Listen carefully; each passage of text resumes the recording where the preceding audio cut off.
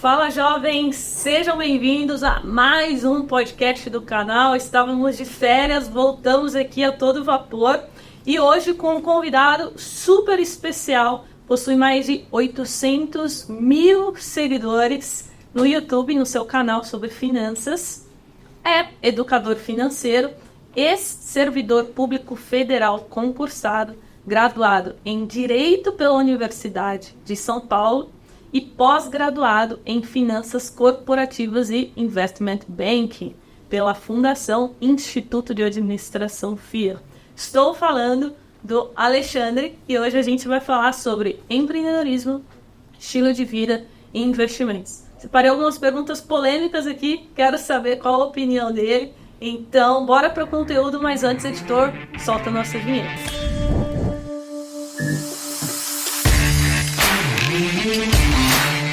E antes da gente começar, vamos aos nossos patrocinadores. Primeiramente, a Hub Investimentos, escritório credenciado à XP, possui mais de 1,5 bilhão sob custódia hoje.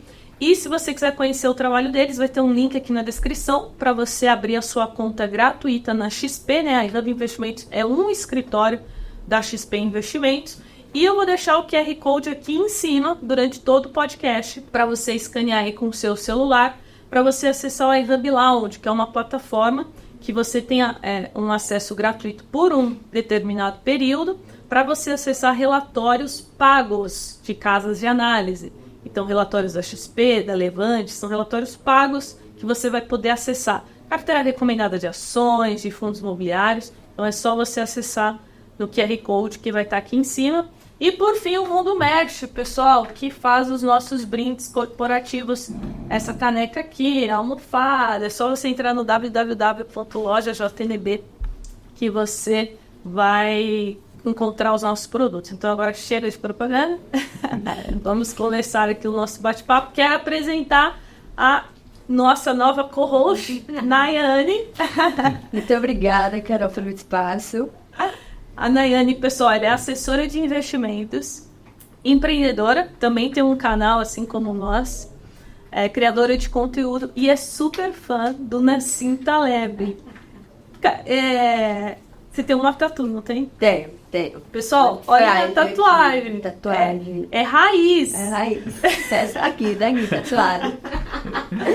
Muito bom. Então, vai participar aqui com a gente hoje como co-host para estar entrevistando o Alexandre. Seja bem-vindo. Se apresenta aí. Muito obrigado, Carol, Nayane. Um prazer enorme estar aqui com vocês hoje. E vou me apresentar então para quem não me conhece. Eu sou Alexandre Winkler, do canal Fonte da Fortuna. E no canal eu falo sobre educação financeira, investimentos, de renda fixa, de renda variável, investimentos no exterior, até um pouquinho de criptomoedas também. Então, tudo para que você possa investir melhor o seu dinheiro e possa ter mais confiança com os seus investimentos. Afinal de contas, o que todo mundo quer é conquistar a liberdade financeira, é poder um dia viver de renda, viver dos dividendos dos seus investimentos, viver dos juros dos investimentos, e esse é o nosso propósito, é ensinar as pessoas do beabá, do início mesmo, passo a passo, para que ela possa ir investindo cada vez melhor e alcançar um dia tão sonhada liberdade financeira. Muito bom. Que legal. Mas vamos lá, Alexandre. Fala um pouco pra gente. Como você começou a sua carreira no mundo das finanças? O que te motivou, de fato, a começar a criar conteúdo na internet com esse tema? Uma longa história, mas vou tentar resumir aqui. A minha formação original é em Direito e eu fui servidor público de tribunais federais durante 14 anos. E eu não estava muito feliz com a minha atividade lá no serviço público. Não estava feliz com o direito, não era uma atividade, uma profissão que me satisfazia. E também não estava feliz com o serviço público porque eu achava tudo muito burocrático, muito parado, não tinha desafios. Era sempre a mesma coisa. Se eu ficasse lá a vida inteira, eu ia passar praticamente a vida toda fazendo a mesma coisa. E eu gostava muito de investimentos. Desde o meu primeiro salário, eu já comecei a investir, já sabia da importância de poupar uma parte da minha renda e investir. No início, claro que eu não tinha muito conhecimento, mas aos poucos eu fui estudando, fui me aprimorando e aquilo virou um verdadeiro hobby. Então eu fazia com muito gosto. Eu sei que investir em geral é uma coisa que as pessoas não gostam muito, não é uma atividade legal, né? Ninguém acorda, nossa, hoje eu vou investir, vou analisar aqui os fundos imobiliários, as ações, é muito difícil, né? E o brasileiro tem uma dificuldade talvez até maior do que a média, se a gente comparar com outros países mais desenvolvidos, Estados Unidos, Europa, porque a gente não tem essa cultura da poupança e do investimento. Então, é difícil encontrar pessoas que gostem de investir. E esse é... De onde que ela veio? Foram seus pais? Ou... Em casa, os meus pais sempre pouparam. Eu aprendi isso com eles desde criança. Então, eles sempre pouparam. Quando eu nasci, eles abriram uma poupança no meu nome, porque naquela época, claro, eu sou de 1985, então não tinha esse monte de investimentos que a gente tem hoje em dia, não tinha internet, era diferente. O investimento era a poupança. Então eles abriram uma poupança no meu nome e iam depositando um dinheirinho que sobrava ali todos os meses, que era um dinheiro para eu cursar a faculdade, se eu não fosse aprovado numa faculdade pública. E depois que eu já tinha uma certa idade, né, um pouquinho de conhecimento maior de dinheiro, comecei a entender o que era dinheiro ali com, não sei, 8, 9 anos, eles começaram a me mostrar, aqui existe aquela poupança, o extrato que chegava pelo correio todos os meses em casa, e foram me mostrando essa importância de você reservar uma parte da sua renda e investir para o seu futuro. Então foi uma coisa muito bacana que os meus pais fizeram, que eu recomendo que todos os pais façam com seus filhos. Desde pequeno mostra a importância de poupar, de investir, porque é isso que vai fazer a diferença realmente, né? A gente aprende muito com os nossos pais, né? Tanto coisas boas quanto coisas não tão boas. Então se você é pai, é mãe, e faça isso para o seu filho, abra uma conta, mostre para ele ali desde pequenininho essa importância de poupar e investir. Meus pais fizeram isso, deu muito certo, então eu já comecei a minha vida profissional com essa consciência e tomei muito gosto pelos investimentos. É uma coisa que eu gostei muito de estudar, tinha muito prazer em investir. E com o passar do tempo, meus colegas de trabalho do tribunal, vendo que eu gostava muito disso, começavam a me pedir dicas de investimento. E aí eu ajudava o pessoal ali, com o conhecimento que eu tinha. E chegou uma hora, em 2017, que eu falei, poxa, eu vou transformar esse hobby numa atividade paralela ao meu cargo público, que eu fazia nas horas vagas, e que um dia, quem sabe, possa se tornar algo lucrativo, uma empresa, um negócio. Enquanto isso, eu vou ali ajudando as pessoas. E deu certo. Eu comecei então o Fonte da Fortuna como um blog escrito em 2017. Esse blog depois virou Instagram. Em 2018 virou YouTube.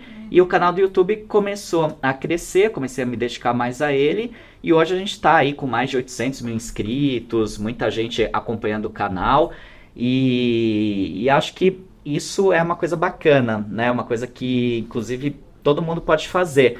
Começar uma atividade em paralelo, uma coisa que te dê prazer de verdade, que um dia pode se tornar um negócio, né? E chegou, no meu caso, ao ponto que eu exonerei do serviço público no ano passado, em 2023, para me dedicar só à educação financeira e ao empreendedorismo.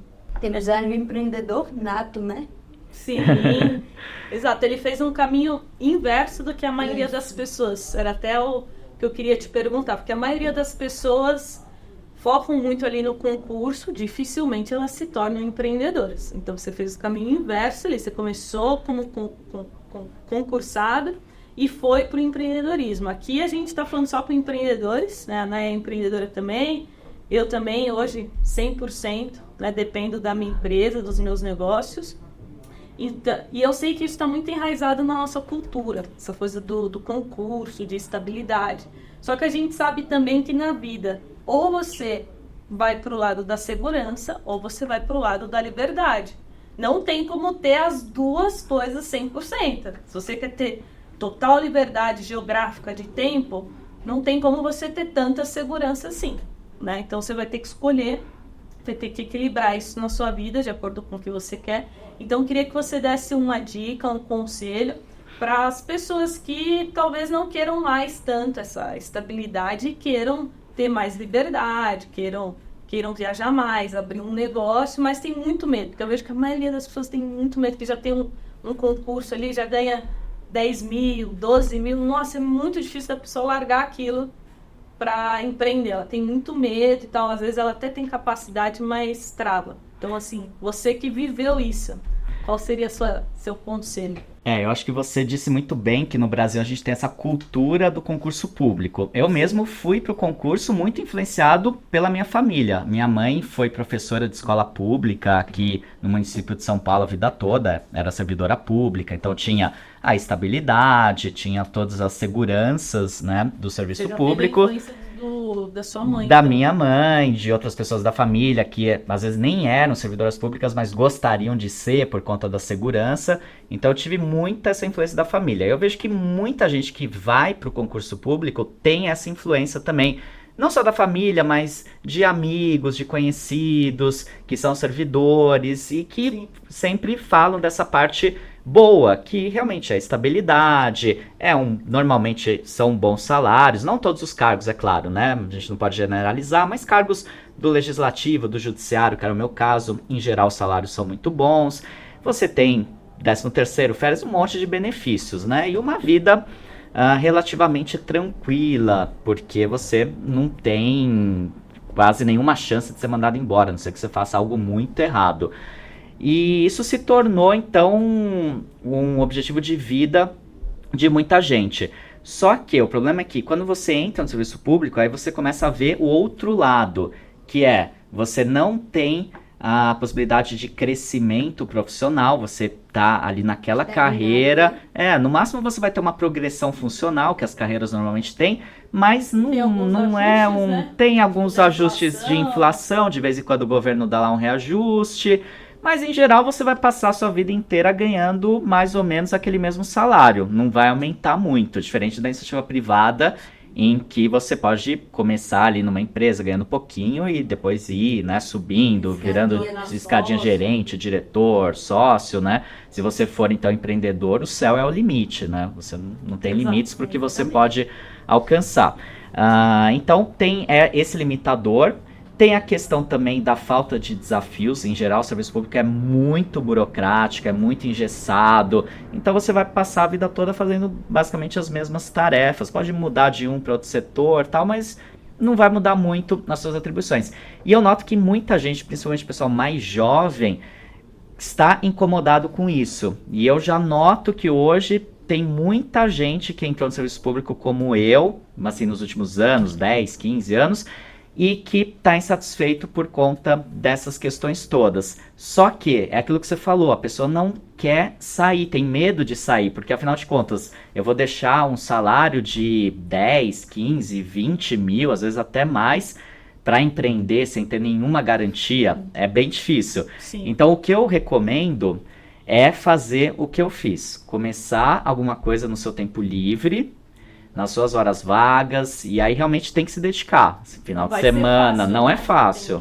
Não é fácil. Eu passei muitos anos abrindo mão de muita coisa, tirando férias do serviço público e usando essas férias para trabalhar na minha empresa, trabalhando final de semana, feriado, assim, abrir mão realmente de muita coisa, porque eu queria que a minha empresa crescesse para um dia eu poder sair do serviço público. Então o que eu indico é isso, comece nas suas horas vagas e vai fazendo a coisa acontecer aos poucos. Então você não perde aquela segurança que você tem, aquele salário e tal. E quando o seu negócio já estiver mais maduro, quando você já tiver com uma renda que seja pelo menos igual à que você tem no seu cargo público, aí você começa a pensar em sair minimamente estruturado. Você né? levou quanto tempo, mais ou menos? Eu comecei em 2017, o Fonte da Fortuna, e eu saí do serviço público em 2023. Então eu fiquei todo esse período, 2017 até início de 2023, fazendo as duas coisas. Quase 6 anos. Mas, Alexandre, quando você começou a trabalhar como funcionário, você já tinha essa noção de querer abrir uma empresa para você um dia? Ou... Não, zero. O que eu queria era estudar para outro concurso para conseguir um cargo melhor e ganhar mais. Eu era analista judiciário, que é um cargo bom em tribunais, tinha um ótimo salário, ganhava ali quando eu saí eu estava ganhando mais de 20 mil por mês, dava uns 15, 16 mil líquidos, que é um salário muito bom para os padrões do Brasil. Mas eu não estava satisfeito com aquilo, porque eu tinha ambição de ter... De certa forma, já te impediu o empreendedorismo, né, nessa aula. Tinha alguma coisa. Talvez. Tem alguém puxando Porque pra para a maioria das pessoas não fariam isso. Não, Um não. salário de 20 mil, não faria. É realmente um bom salário, né, pro padrão Brasil, Sim. mas eu tinha essa ambição de ganhar mais, e não só ganhar, porque óbvio, todo mundo quer ganhar mais dinheiro, mas também de fazer uma coisa que me desse mais prazer e que eu pudesse ajudar as pessoas de forma mais direta. Porque no serviço público, você está contribuindo para a sociedade de alguma forma, né? É uma atividade pública, o fim é ajudar a população com alguma coisa. No meu caso, era trabalhando no judiciário, que tem a função de pacificação de conflitos. Então, claro, você está fazendo uma atividade que você está ajudando as outras pessoas. Mas eu estava no meio daquela estrutura burocrática sem fim, e o meu trabalho ali, eu não sentia que eu estava ajudando de fato. Eu estava ajudando de uma forma muito indireta, perdido naquela burocracia, naquele monte de normas, papel e enfim. Então eu queria ter essa sensação também de contribuir, de ajudar as pessoas de forma mais direta, que eu consegui justamente com Fonte da Fortuna, porque todo vídeo que eu faço, poxa, é muito legal, as pessoas vão lá nos comentários, nossa, eu comecei a investir por sua causa, você me ajudou a mudar de vida, é muito gratificante. Em 2018. 2018 eu comecei o canal, 2017 o blog escrito, Instagram, 2018 o canal. Então acho que tem isso, tem a gratificação pessoal, isso não tem preço, tem a questão de poder ganhar mais do que eu ganhava, né, enfim, o céu é o limite quando você é empreendedor, como eu falei. Então são vários pontos positivos do empreendedorismo e de você fazer uma coisa que você realmente gosta. E a dica que eu dou para as pessoas é essa, assim, se você não está satisfeito com o seu trabalho, seja no serviço público ou na iniciativa privada, comece a fazer uma coisa que você gosta de verdade, porque você vai ter que se sacrificar muito até o seu negócio começar a dar certo. Assim, mas muito mesmo. Vai ficar muito tempo sem ganhar nada. Eu passei 2, 3 anos sem ganhar praticamente nada, só colocando dinheiro, porque não recebia nada, não tinha curso, não tinha AdSense do YouTube, o canal não era monetizado, não tinha parceria, não tinha nada. Então, eu trabalhava, colocava dinheiro, e o resultado só veio depois de 2, 3 anos, quando o canal começou a ser monetizado, aí o canal começou a crescer, vieram as parcerias, depois eu lancei o meu curso, então é tudo um processo. Então eu acho que essa é a dica principal, faça algo que você realmente gosta, porque você vai ter que se dedicar muito. Se você está fazendo algo que você gosta, aquilo, é claro, é um trabalho, mas ao mesmo tempo é um prazer. É isso, só um adendo, né, pessoal, foram quase 6 anos essa transição, né? Então tem que ter paciência, tem que ter disciplina. Com jovens foi muito parecido, eu demorei uns 2 anos para largar, mas eu ganhava, falei assim, bom, vou juntar o mínimo que eu tenho aqui para conseguir pagar as contas e tudo mais, para já focar nos jovens na bolsa.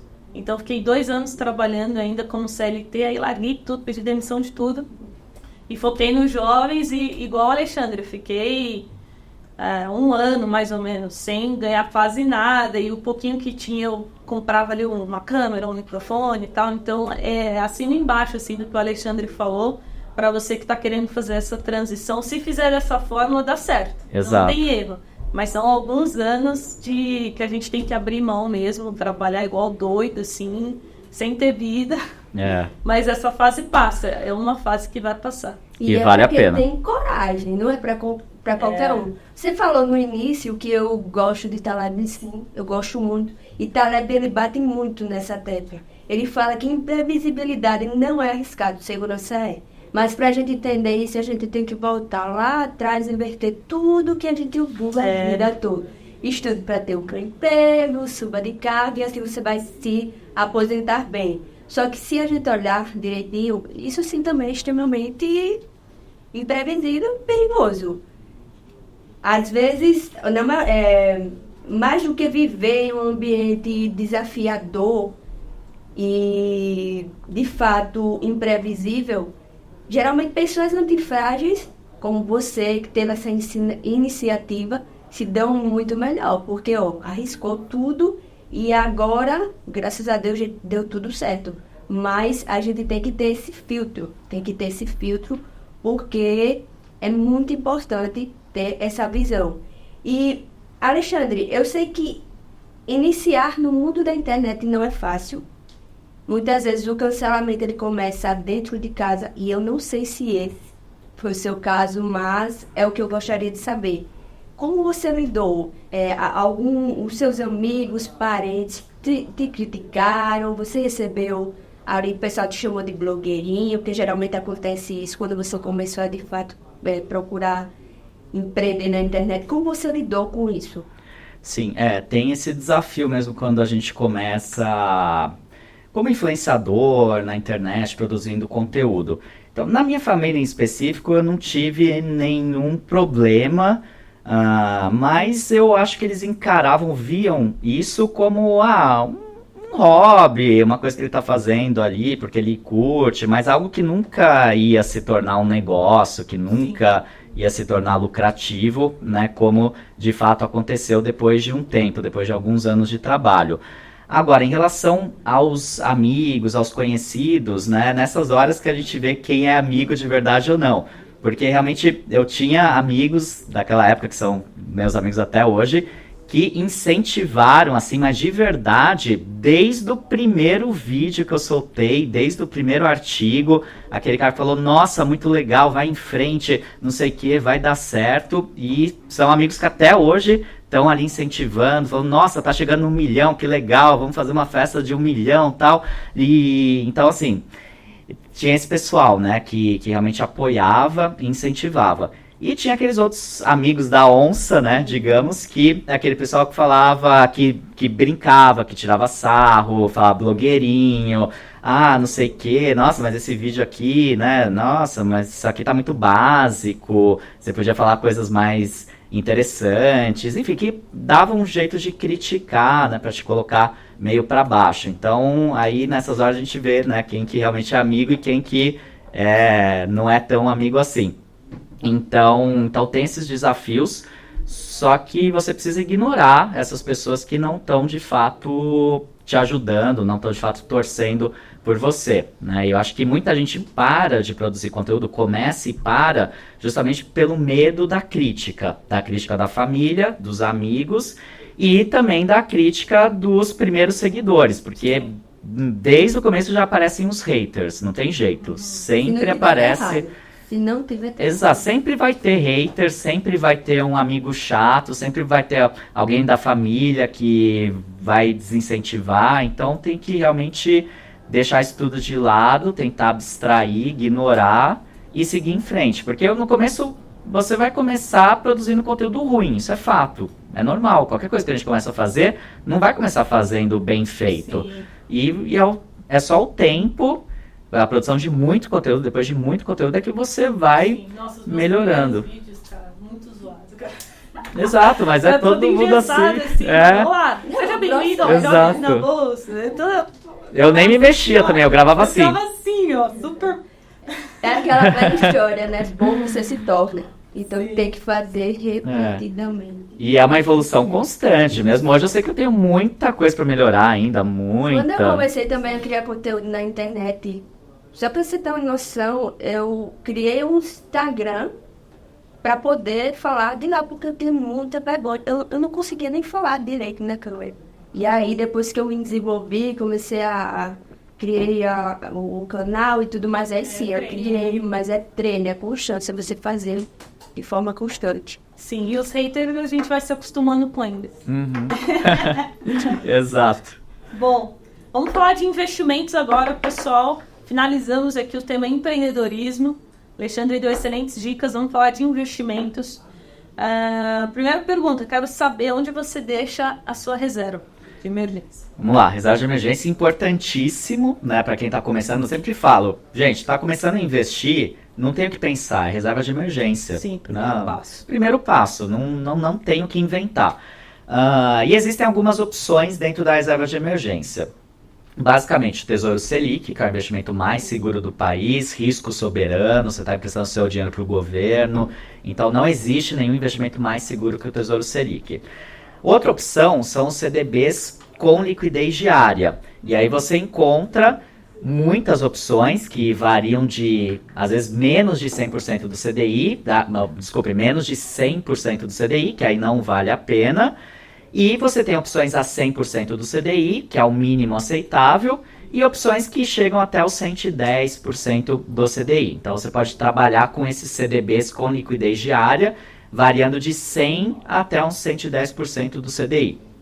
Então, e também você tem outras opções, como por exemplo a caixinha do Nubank, que é uma conta remunerada. Você coloca o seu dinheiro na caixinha, ele vai ser investido no RDB, que é equivalente ao CDB. Você pode tirar o seu dinheiro quando você quiser também, desde que seja a caixinha de reserva de emergência ou uma outra caixinha do Nubank que você coloque a opção do RDB com liquidez diária ou imediata.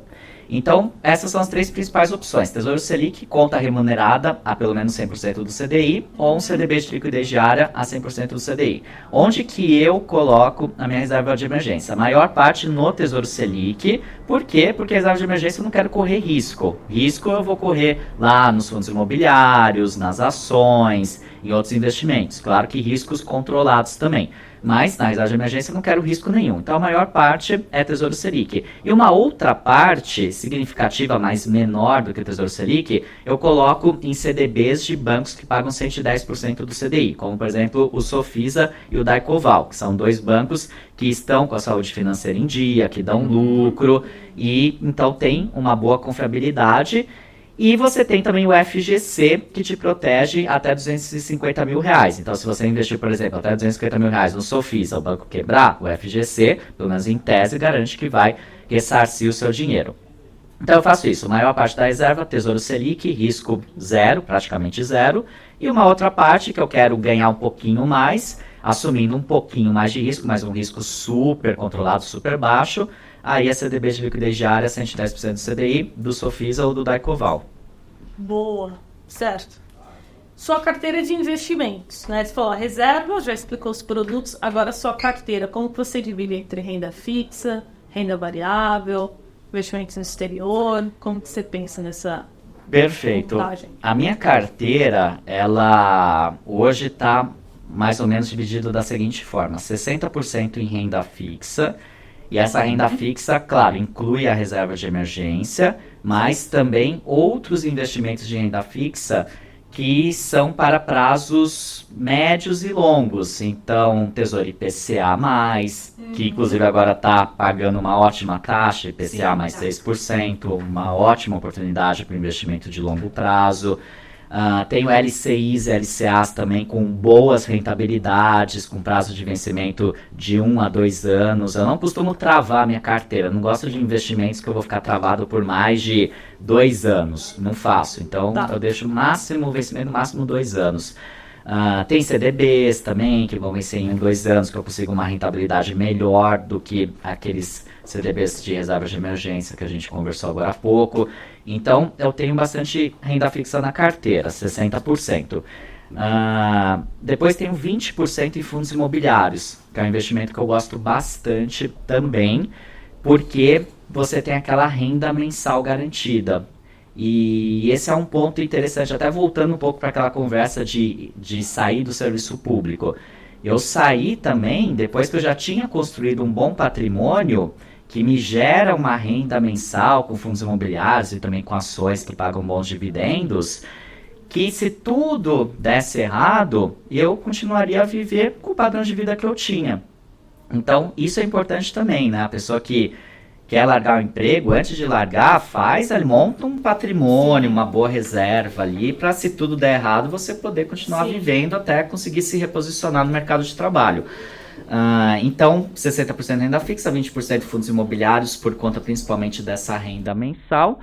Tenho 10% em ações aqui no Brasil e 10% em investimentos no exterior. Investimentos no exterior, tenho renda fixa e tenho renda variável. Renda variável, basicamente, bolsa americana, e renda fixa, ETFs de renda fixa que investem no Tesouro Direto dos Estados Unidos, considerado um dos investimentos mais seguros do mundo. Então, e tenho também um pouquinho de cripto, mas é bem pouco, e Bitcoin e Ethereum, basicamente, mas é um percentual de 1% do meu patrimônio. Já tive mais e acabei depois reduzindo, e hoje eu tô com 1%, um pouquinho mais de 1% só em cripto, mas excluindo as criptos, basicamente minha carteira 60% renda fixa, 20% FIs, 10% ações no Brasil e 10% investimentos no exterior.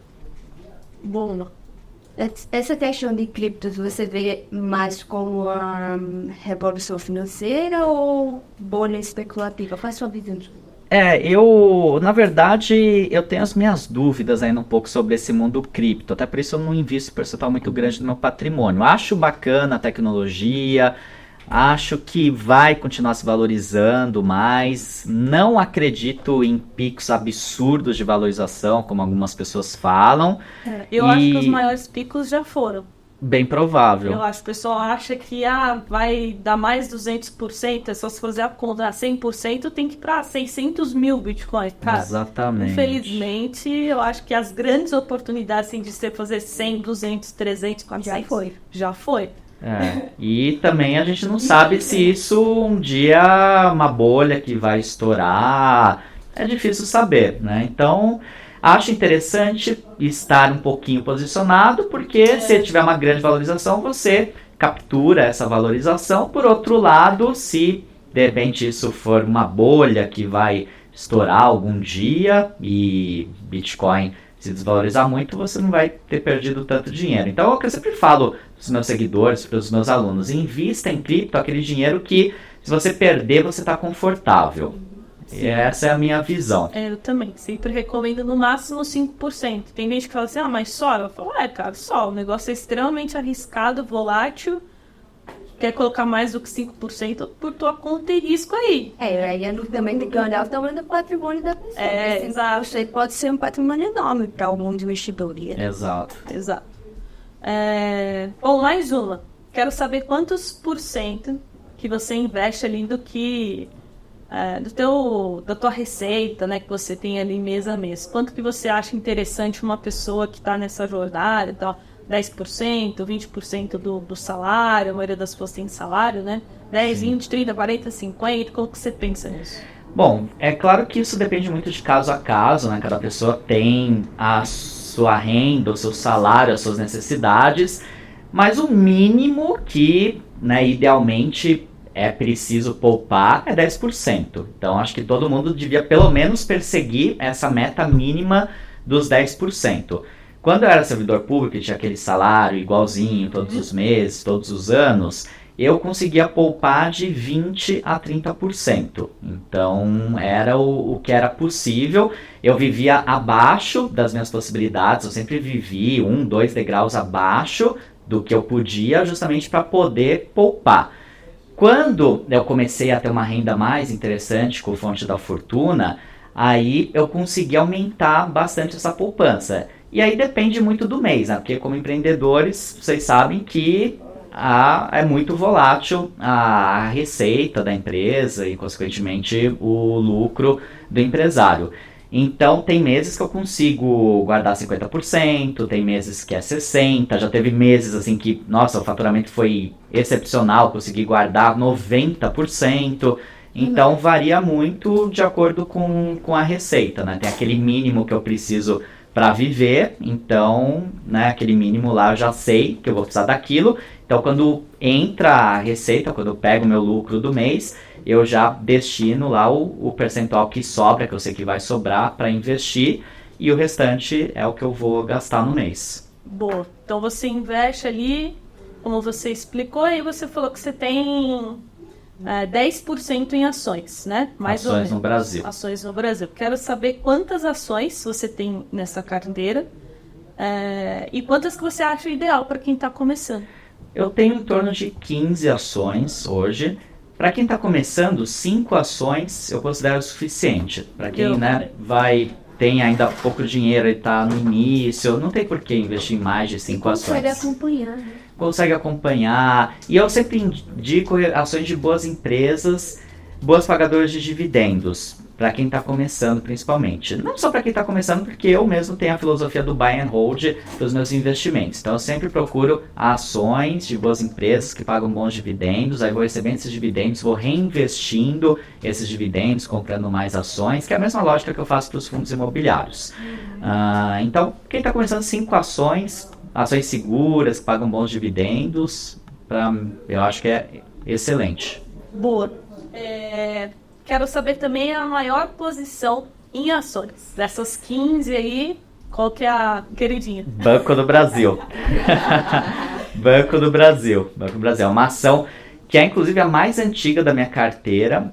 Foi a primeira ação que eu investi quando eu estava começando no mundo dos investimentos. Eu era servidor público lá em Brasília, no Tribunal de Brasília. Recebia o salário pelo Banco do Brasil. E aí eu comprei lá as ações com o próprio gerente. Naquela época nem tinha home broker como tem hoje, era diferente, né? O acesso não era tão fácil. E aí eu fui no Banco do Brasil comprar ações do Banco do Brasil. E desde então eu sempre mantive ações do Banco do Brasil na minha carteira. É um banco que eu gosto porque é um banco seguro, apesar de ter algum risco por ser uma sociedade de economia mista, uma parte do governo. Então sempre tem aquele risco de ingerência política, mas ainda assim é um banco que entrega muito resultado, tem uma carteira de crédito muito forte, muito robusta, principalmente voltada ao agronegócio, que a gente sabe que é um dos pilares da nossa economia. Então é um banco que entrega resultado, entrega um ROI muito bom, sempre paga bons dividendos, tem um dividend yield muito bom também. Importando? Agora não, porque com a valorização que teve nesses últimos meses e anos, ele acabou se tornando uma posição muito alta, mas como eu não quero me desfazer das ações, porque eu gosto pro longo prazo, eu mantive, mas não estou fazendo novos aportes porque ele ficou uma posição elevada na minha carteira, da porcentagem na minha carteira. Não tanto pelo preço atual. Não, até porque o Banco do Brasil, se a gente olhar o P sobre VP dele tá ainda abaixo de 1, se não me engano. Então, deve estar bem próximo. Próximo a 1, abaixo de 1. Então, ainda é uma ação barata, né? E justamente é barato por ser sociedade de economia mista, né? Porque metade do banco é do governo e aí o mercado precifica esse risco também, porque é um banco muito bom. Teve 36 bilhões de lucro no ano passado, compete ali muito próximo com o Itaú, que é um dos maiores bancos privados do Brasil, né, que agora em valor de mercado está concorrendo com o Nubank também, né, o Nubank deu uma alavancada, né, com esses últimos resultados que ele apresentou. Então, mas em resumo, é um banco que eu gosto bastante para investir. E quanto aos fundos imobiliários, quantos fundos imobiliários você tem hoje em carteira? Eu tenho uma carteira grande com 20 fundos imobiliários. Mas isso porque eu tenho já um volume financeiro significativo investido. Para quem está começando, eu sempre falo, 5 fundos é o suficiente. Se você pegar lá um fundo de papel, um de lajes corporativas, um de galpões de logística, um de shoppings, um de renda urbana, já está perfeito para começar. Para a maioria dos brasileiros é o suficiente. É o suficiente, 5 fundos imobiliários. Agora, a partir do momento que você já tem um volume financeiro maior, aí já acho importante dar uma diversificada um pouco maior, 10, 15, até 20 fundos, ok. Mais de 20 não vai trazer muito benefício em termos de proteção, de diversificação. Vários estudos comprovam que 20 ativos é o máximo ali, é o limiar que vai te trazer a segurança máxima da diversificação. Claro, você pode ter um pouco mais se quiser, mas você não vai ter muito ganho em termos de segurança com a diversificação.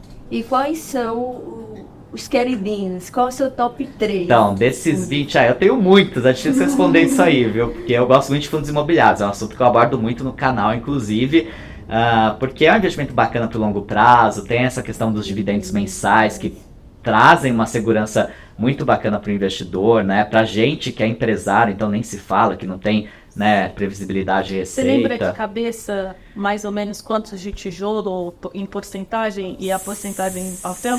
Sim, eu tenho hoje em torno de 40% papel, 60% tijolo. Mas os 3 queridinhos, vamos lá, eu gosto muito do BTLG11, é a minha maior posição na minha carteira de fundos imobiliários hoje. O BTLG11, para o pessoal que não conhece, é um fundo de logística, é um dos maiores, ele é muito diversificado, tem muitos galpões, gestão é muito boa também, bom dividend yield, estabilidade no pagamento de dividendos, vacância baixíssima, então é um fundo que eu gosto muito por conta desses atributos todos. Tem um de papel que eu gosto muito, para citar um de papel, que é o RBRR11, que é um fundo high grade. O que é fundo high grade? Aquele que tem certificados de recebíveis imobiliários com maior segurança, que tem devedores com risco de crédito baixo. Então é um fundo imobiliário também que paga ótimos dividendos, que tem uma segurança bastante elevada. Eu gosto bastante dele, tem uma posição grande nele também. E para citar um de shopping, o XPML11, que inclusive recentemente se tornou o maior fundo de tijolo da nossa Bolsa de Valores. Ele fez uma captação recente, bilionária. Com isso ele vai aumentar sua participação em diversos empreendimentos, diversos shoppings que ele já possuía, e vai também usar parte desse dinheiro para comprar participação em outros shoppings que ele ainda não tinha na sua carteira. É um fundo muito diversificado, tem muitos shoppings, várias regiões do país, vacância bem baixa também, dividend yield bacana, e é um fundo que eu gosto. Sim, muito bom. Top 3 aí então para vocês. Quero perguntar sobre o MXRF11, né, o maior fundo imobiliário de número de cotistas, já passou de 1 milhão de cotistas, mas a gente sempre vê lá que o P sobre VP dele sempre está um pouquinho acima de 1. Queria saber o que você acha, se você investe, ou se você recomenda para os seus seguidores mais outros fundos imobiliários com P sobre VP mais baixo, porque a gente sabe que tem uma quantidade boa aí de fundos de papel que ainda estão sendo negociados abaixo de 1. Sim. O próprio RBRR11 que eu mencionei, que é um dos meus preferidos da minha carteira, ele está com o P sobre VP um pouquinho abaixo de 1, tá em 0,98 na data de hoje. Até dei uma olhadinha aqui antes de a gente começar o podcast. Então é um fundo imobiliário de papel que tem até um risco até menor do que o MXRF11. O MXRF11 é um fundo que alguns classificam como middle risk, outros como high grade. Então eu sempre falo que ele está entre um middle risk, ali risco médio, e um high grade, que é menor risco. O RBRR11 já é classificado como high grade, então ele tem um risco bem baixo e está um pouquinho mais barato, né? Mas sempre bom lembrar que isso aqui não é uma recomendação de investimento, né, pessoal? A gente está citando aqui alguns ativos, mas é importante que antes de você investir, você pesquisar e ver o que faz sentido para sua carteira. Perfeito. E a bolsa, Alexandre? Há alguns anos a gente ouve, né? O zoom que vai chegar a 150 mil pontos. E sempre acontece algo ali, alguma barreira e tal. Qual a sua opinião sobre? Você acha que esse ano vai? Ou vai depender também da questão dos Estados Unidos, de melhorar as questões lá e tudo mais? Quanto ao Brasil, você está otimista, pessimista? Qual a sua opinião sobre tudo isso? No início do ano, acho que todo mundo estava meio otimista. No final do ano passado, até começo desse ano, estava todo mundo otimista. Não, a bolsa vai pelo menos para os 140 mil. A gente já estava em 130, né? Vai 140, 150.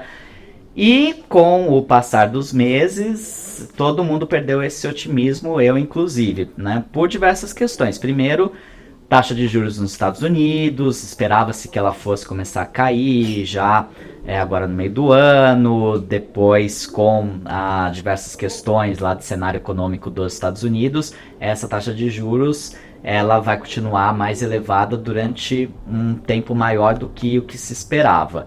E isso faz com que os investidores migrem ou deixem os seus investimentos lá nos Estados Unidos para ganhar com essa taxa que hoje está em 5,5% ao ano, que é um padrão muito elevado lá para o mercado norte-americano. E aqui no Brasil, a gente também teve questões fiscais, né? Então, o governo ali flexibilizando meta de gasto, aumentando o gasto aqui e ali.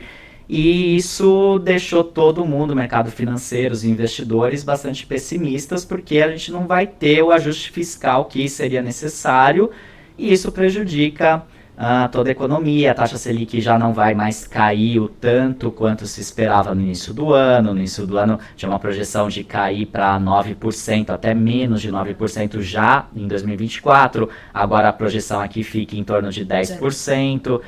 Então, isso tudo fez com que, né, o cenário para a Bolsa de Valores não ficasse mais tão atrativo. Eu acho, minha opinião pessoal, que a gente vai ter um pouquinho de valorização ainda esse ano, mas não creio que vai chegar nos 150 mil, não. Acho que talvez nem nos 140 mil. Se a gente conseguir voltar para os 130, 130 e poucos, acho que já vai ser um bom negócio. Sim. Vamos falar de Petrobras, né? Tema super em alta. Sexta-feira fechou a R$36, mais ou menos. Então, quero saber o que você acha de Petro, né? A gente está vendo várias intervenções do governo e a grande briga está com os dividendos, né? A gente vai reinvestir para a empresa crescer, o governo quer os dividendos para eles, né? A gente precisa aqui de dinheiro, então dá os dividendos. Aí os acionistas, não, mas espera aí, né? A gente tem direito aos dividendos, né? São os acionistas. Então, até saiu uma notícia na Suno que a Fazenda já conta com 100% dos dividendos extraordinários de 2024. Então, quero saber a sua opinião. Você acha que nessa faixa aí de R$36 começa a ficar interessante? Ou você acha que Petro não faz muito sentido para sua carteira? Eu tenho Petro na minha carteira, uma posição pequena. Não é das minhas ações preferidas, justamente por conta de toda essa ingerência política, todos os escândalos que já aconteceram nos últimos anos e décadas envolvendo a Petrobras e os nossos políticos. Então é uma ação para quem tem muito estômago. Eu sempre falo isso para meus seguidores. Se tiver muito estômago, ok, porque bem ou mal é uma empresa que acaba gerando valor, né? O problema é os políticos tentando pegar parte desse valor, né, para eles, para fins escusos, enfim. Mas a empresa, né, se fosse bem administrada, se fosse 100% bem administrada, seria uma empresa fantástica, né? Infelizmente não é o que acontece por conta de todas essas ingerências, né? Não deixa de ser uma grande empresa, uma grande petrolífera, mas é para quem tem muito estômago. Então eu tenho uma posição pequena na minha carteira, não pretendo aumentar essa posição, pelo menos por enquanto. E entre Petrobras e Banco do Brasil, eu gosto muito mais do Banco do Brasil, porque a ingerência acaba sendo menor e entrega uma previsibilidade também de dividendos muito maior. A Petrobras pagou muito dividendos nos últimos anos, até porque o governo precisava do dinheiro para fechar suas contas, mas também é bom a gente lembrar que teve uma época, a época da Dilma, por exemplo, que ficou vários anos sem pagar nada de dividendos, pagando praticamente zero de dividendos. Então tem todas essas inconstâncias e o próprio valor da ação também sofre muito com toda essa ingerência política. Sim. E não só a ingerência política, mas também é uma empresa de commodities, né? Então fica muito sujeita ao preço do petróleo no mercado internacional. É complexo, né? É uma empresa complexa. Eu tô pensando em comprar, mas também não colocaria mais do que 5% da carteira, né? Para não ficar com uma exposição muito grande, porque realmente está oscilando muito, assim, tá com bastante ruído. Mas... é para quem tem estômago de fato. Sim. Vamos falar agora sobre estilo de vida. Opa! Falando sobre estilo de vida, você tem carro ou prefere alugar? Como é que você vê essa questão? É um tema polêmico. Polêmico, hein? Polêmico. Eles costumam divulgar bastante aí com parcerias. De locadoras, é verdade. Eu tenho carro próprio, eu sempre tive carro, desde que eu comecei a trabalhar, os 23 anos, quando eu passei no concurso. Mas você é do cara das Porsche? Já... Não, eu tenho um HB20 que me atende super bem, até porque eu não uso muito o carro, eu uso assim para pequenos trajetos do cotidiano, ir na academia, ir no supermercado, ir no shopping, visitar alguém. Então eu tenho um uso restrito do carro. Então não faria sentido comprar um carro de luxo, ter toda aquela despesa com IPVA, seguro, manutenção e tudo mais, para andar um pouquinho, né, poucos quilômetros no mês.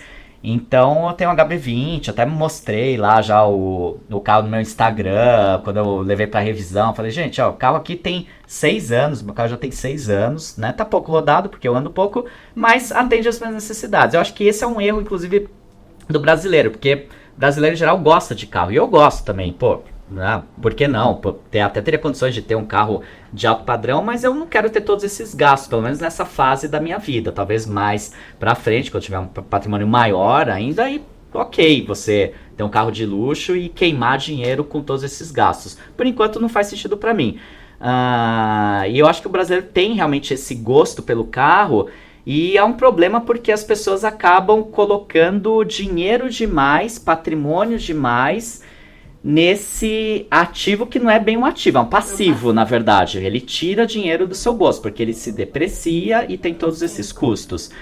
E as pessoas... uso uma regrinha, desculpa te cortar, Claro. até uso uma regrinha que eu falo, pessoal, não coloque mais do que 20% do seu patrimônio na compra de um carro, né? Quando eu comprei o meu, eu fiz essa conta, esperei acumular uma quantia, andava com um carro bem simples também, menos de 20 mil, até conseguir comprar o meu carro atual, para não gastar mais do que 20%, para você realmente conseguir, em algum momento da sua vida, chegar na liberdade financeira. Exato. Eu sei que é difícil fazer isso, porque a maioria dos brasileiros financia um valor todo, financia em 60 vezes, ou pega metade do dinheiro que tem, ou pega tudo, né, para comprar o carro. Então, assim, sem condições, se você fizer isso, cara... E visando status, né? Visando status. Sim, um carro sem ali no necessidade. porte menor suprir a necessidade, mas... Exato, é um erro financeiro que as pessoas cometem tanto com carro como com imóvel. Então, em vez de a pessoa no começo da vida profissional ou alugar ou comprar um imóvel menor, num bairro mais barato, não, ela já quer começar ali num bairro bom, um imóvel grande, e o correto seria sempre viver abaixo das suas possibilidades para você poder poupar e investir para a sua liberdade financeira. Então, eu acho que falta muito essa cultura aqui no Brasil, né? Então, eu tenho esse carro e acho que as pessoas precisam fazer conta antes de mais nada. Porque muitas vezes andar de Uber sai muito mais barato do que ter um carro próprio. Se você não se locomove grandes distâncias, se você colocar tudo na ponta do lápis, esses gastos todos do carro, com a depreciação, manutenção, PVA, seguro, estacionamento, combustível... lavagem, nossa, e várias outras coisas que a gente nem lembra. Tem menos conforto, né? Mas dá uma economia maior. Exatamente. Muitas pessoas gastariam muito menos usando só o Uber. E a questão do carro por assinatura é um pouco mais complexa, porque vai depender muito do estilo de vida da pessoa. Então, o carro por assinatura, ele pode funcionar bem para as pessoas que são mais desorganizadas com a burocracia que um carro próprio impõe, de pagar os tributos, de levar para fazer revisão e tudo mais. Na hora de comprar e vender, você tem todo um trabalho. No carro por assinatura, você elimina todo esse trabalho. Então, quem tem um ritmo de vida muito agitado, pode fazer sentido porque você paga lá a mensalidade e é só isso, não precisa se preocupar com mais nada. Mas no longo prazo, via de regra, o carro por assinatura acaba saindo mais caro do que o carro próprio. Até porque se não saísse, essas empresas não estariam lucrando, né? Elas têm que ter lucro, então... Você paga por esse trabalho que elas fazem, né? Não tem almoço grátis. Você paga pela comodidade. Exato. Então depende muito do estilo de vida da pessoa, pode fazer sentido para algumas pessoas, para mim não faz sentido, então nunca tive carro por assinatura, pode ser que um dia comece a fazer sentido, né, porque a vida vai mudando também, as necessidades vão mudando, e por enquanto o que funciona para mim é ter um carro próprio de um valor mais baixo, um carro considerado até popular, que me atende bem e não me traz muita despesa e me dá o conforto de ter um carro próprio. Então eu quero viajar, só pegar o carro na garagem, eu quero ir ali na esquina, tal, tá chovendo, eu pego meu carro, se eu pedir Uber, é um conforto, né? É um gasto grande, mas é um conforto. Sim. Então, carro tá respondido, eu quero saber agora do imóvel. Opa, outra questão polêmica.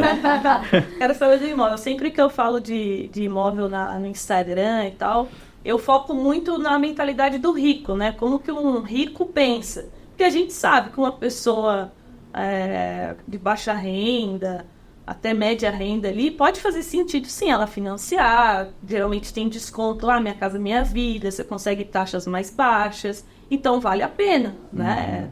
Agora, não é porque isso vale a pena para uma pessoa de baixa renda que as pessoas ricas de alta renda pensam da mesma forma. né? Então eu sempre falo um pouquinho que é matemática básica, eu falo no Instagram. Então, uma pessoa que já tem 2 milhões, 3, 4, 5 milhões em patrimônio, às vezes pode fazer sentido para ela alugar.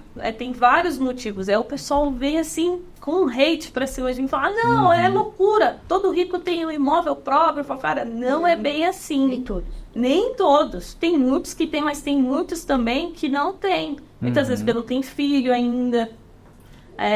Sei lá, trabalha, quer viajar mais um pouco, quer um pouco mais de liberdade. Então a pessoa não quer comprar um imóvel ali de 2, 3 milhões, deixar o patrimônio todo imobilizado. Então, assim, tem várias coisas que tem que ser levada em consideração. E queria saber de você. Já tem ali uma certa estabilidade financeira, já conquistou uma liberdade financeira, se você paga aluguel, se você tem o seu imóvel. Sim.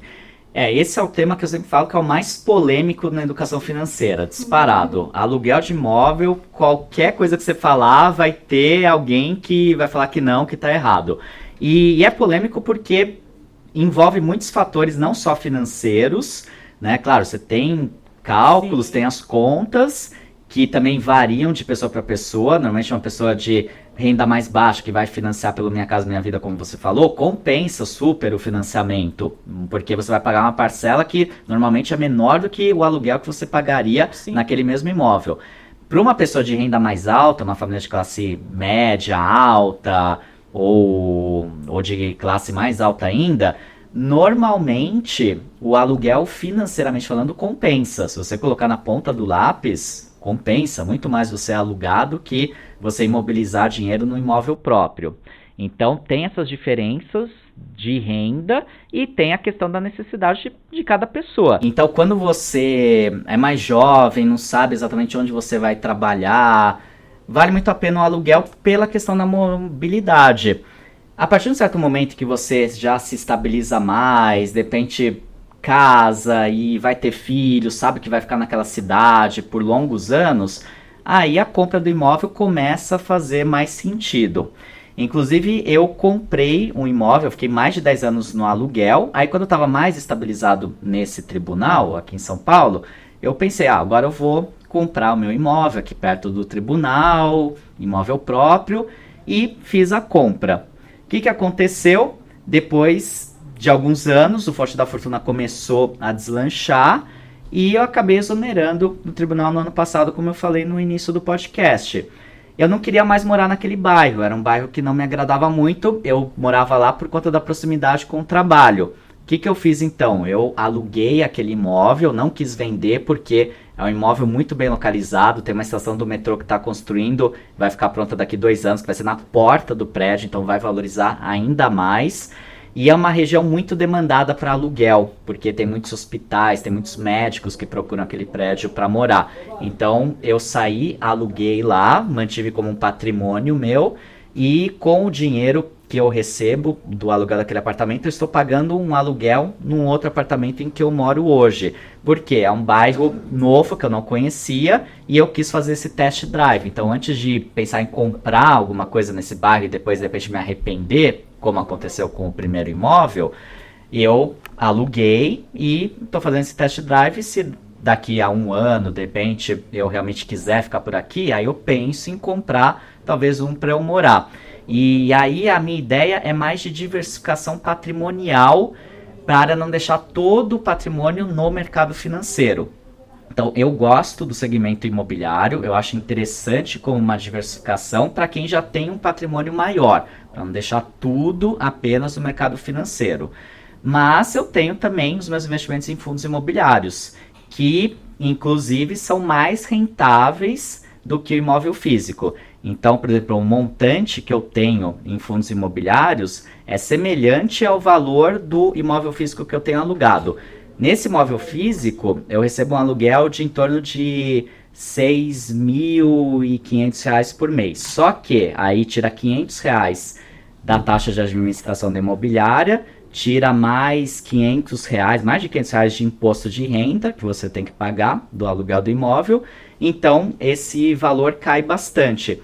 Com os fundos imobiliários, como os dividendos são isentos de imposto de renda, eu consigo, com esse mesmo valor investido, eu consigo um ganho bem maior. Sim. É que a grande crítica do pessoal é que os fundos imobiliários não se valorizam tanto, né? Mas isso é uma mentira se você analisar bons fundos imobiliários. Exato. Os fundos imobiliários têm uma excelente valorização. Você tem que saber o que você está comprando, tem que saber escolher. Se for comprar qualquer FII aí de fato, pode ser que ele... Inclusive, se você olhar o IFIX, que é o índice dos fundos imobiliários, nos últimos 10 anos, ele supera o CDI, né? Mas é bom lembrar que o IFIX considera o reinvestimento dos dividendos. Então, assim, já é melhor que o CDI, o índice geral dos fundos imobiliários no longo prazo. Agora, se você escolhe bons fundos imobiliários, você consegue, no longo prazo, ter uma rentabilidade significativamente maior, bem maior do que o CDI. Então, assim, fundos imobiliários são um investimento bacana, com esse grande diferencial da isenção do imposto de renda. Isso faz com que, como eu expliquei, se você compara um imóvel físico que você está alugando com investimentos em fundos imobiliários, você vai ter um retorno maior com fundos imobiliários. Ah, mas por que manter o imóvel físico então? Por conta da diversificação patrimonial, para não deixar todo o patrimônio apenas no mercado financeiro. No caso dele já faz sentido, né, pessoal? Já tem um Faz patrimônio sentido. maior.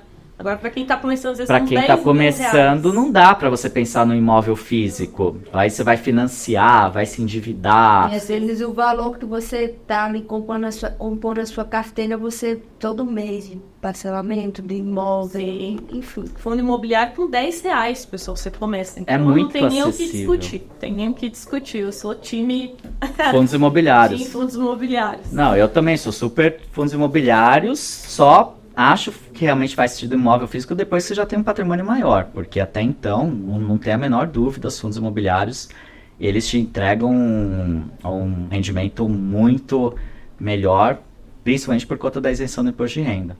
Show. E para finalizar, vamos para o bate-bola de perguntas.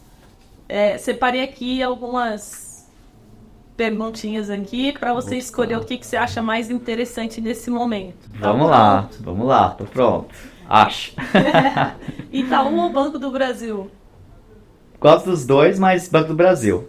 Inclusive, Itaúsa é a segunda maior posição na minha carteira de ações. Banco do Brasil ou Ibovespa? Banco do Brasil. Ibovespa ou as small caps? Difícil hoje em dia, mas eu ficaria com small caps só porque tem um maior potencial de valorização se a gente deslanchar. Small caps ou Tesouro IPCA mais 6%? Ah, Tesouro IPCA mais 6 é imbatível. Tesouro direto daqui ou do lado dos Estados Unidos? Daqui por conta dos juros mais elevados, mas claro que tem que ter também nos Estados Unidos como proteção. Bolsa americana ou brasileira? Americana, com certeza. Nesse momento? Sempre. Se olhar o histórico ali de longo prazo, a bolsa americana deixa a nossa bolsa no chinelo. Sim. Cartão de débito ou crédito? Cartão de crédito se a pessoa souber usar. Fundos de tijolo ou papel? Tijolo. FOF são os fundos de fundos ou fundo de desenvolvimento? Desenvolvimento. Maior potencial. Muito bom. É isso. Alexandre, a gente quer te agradecer. Muito obrigada pela sua participação, falar um pouco da sua trajetória. Tenho certeza que vai inspirar todas as pessoas que estão nos assistindo e que a mensagem seja passada, né? Agradeço demais pelo convite, pela oportunidade. Parabéns pelo podcast de super sucesso e que ele cresça cada vez mais e espalhe a educação financeira que nosso Brasil precisa tanto, né? Sim, será sempre bem-vindo aqui. Obrigado pela sua participação. Acredito que deu para aprender bastante aí a galera que está começando nos investimentos, né? Teve vários insights legais aqui de empreendedorismo, carreira. Um cara que é fora da curva, né? Fez algo que a maioria das pessoas aí tem medo, falta coragem, né? Então, mandem mensagem para ele depois. Fala seu Instagram pro pessoal. Fonte da Fortuna no YouTube, Fonte da Fortuna no Instagram, no TikTok, todas as redes, Fonte da Fortuna. Boa. E coloque aqui embaixo nos comentários o que você achou do podcast. Não esquece do like. E a gente se vê no próximo conteúdo. Um grande beijo. Tchau. Tchauzinho, pessoal. Tchau, tchau.